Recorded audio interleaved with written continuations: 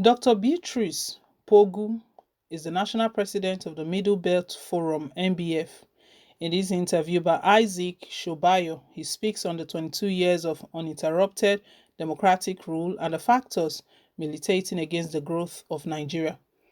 He was asked, 22 years of uninterrupted democratic government, what is your assessment of Nigeria so far? His response was, things are no longer what they used to be. We're not getting better. The country is sliding. Those in position are becoming dictatorial. They are not operating by the rule of law. Insecurity is increasing. There is no peace in the land. But we should thank God that in spite of all these, we are still together as a nation. Nigeria has withered all sorts of problems. Our electoral system is not what we should have wanted to be. Outcomes of election in this country are nothing to write home about. We are progressing in some areas, but I think there are areas where we are still lacking.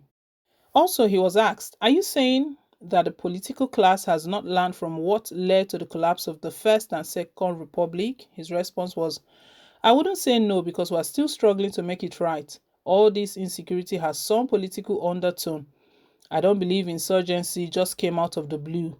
Most of the issues associated with insecurity are politically motivated.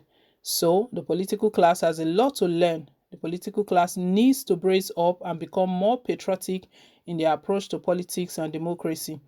Although we have some beacons of hope, there are a lot of things to be done to stabilize the polity. If you look at the performance of the political class, there are things that are quite disturbing. They seem to be playing bread and butter kind of politics. They keep jumping from one political party to another. There is no clear cut ideology. In the past 22 years, only a handful of them have not defected on flimsy grounds. Ideological politics is lacking in Nigeria. The majority of our politicians are after their own pockets rather than serving the people. Many of those in government use the apparatus of government to twist the electoral process for selfish reasons. These are quite a lot things that we have to overcome if we want democracy in the true sense of it. What is your assessment of the crusade against corruption in the past 22 years? He said, with regards to the fight against corruption, we have performed woefully, especially within the President Muhammadu Buhari administration that came with the slogan of change and fight against corruption. The problem of corruption has continued to rear its head and it's fueled by nepotism, especially in the present government. What I mean is that a high rate of corruption combined with nepotism can kill a nation. What is in vogue now is to cover those that are with you and deal with those that are against you. Corruption under President Muhammadu Buhari has become a weapon against the opposition or people perceived as enemies of the government. I also don't believe that we have attained nationhood because we have many issues that are pulling us apart. Because of this, we have agitations for secession more than before. What we knew in the 60s was Biafra, and now we have agitations all over. Even in the north, some people are fed up with the government, doesn't seem to know how to address it. So the corruption bedeviling this system is on the increase. It is affecting every aspect of our existence. It is unfortunate that after 22 years down the line, the government is here to tackle corruption. Many Nigerians are of the opinion that the country has never had it so bad since independence in terms of insecurity. Do you subscribe to the general belief that politicians are foiling the insecurity problem to their own advantage? He responded, from all indications, politicians are part of the security problem before it came in. The current government promised to address the situation. However, bombing of places was intensified when they came in, but beyond that, other dimensions of insecurity continue to rear their heads. People are killed in their numbers, but nobody apprehends the killers. From there, we graduated to kidnapping for ransom. The government has never taken seriously its primary and constitutional responsibility of protecting lives and property.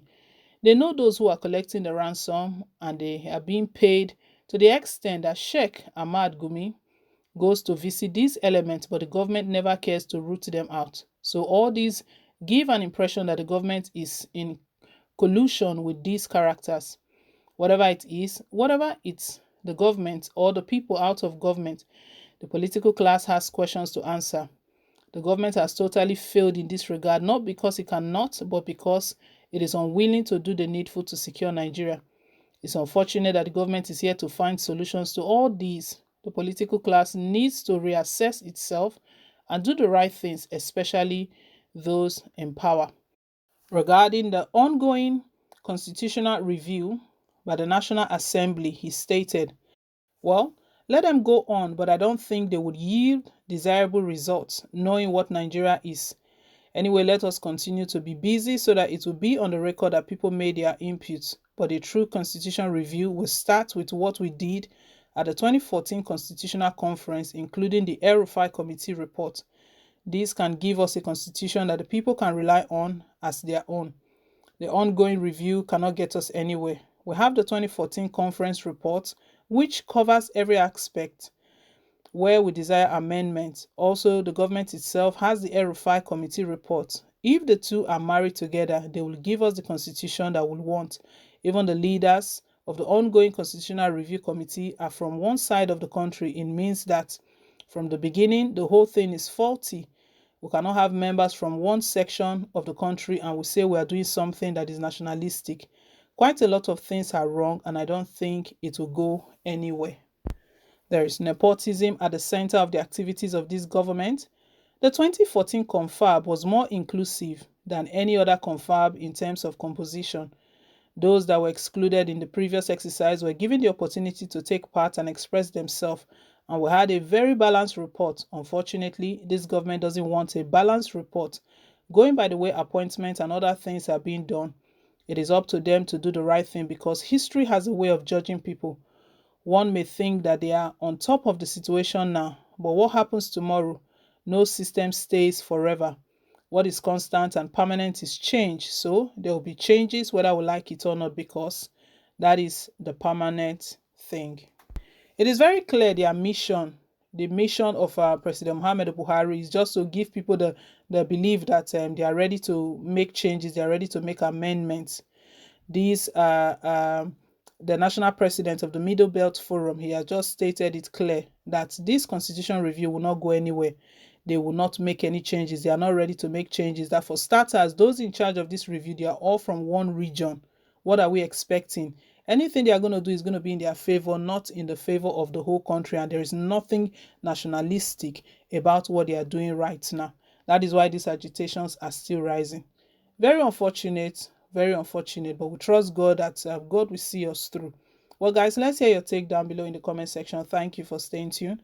Please don't forget to like, share, and to subscribe till I come your way again with more updates. Bye.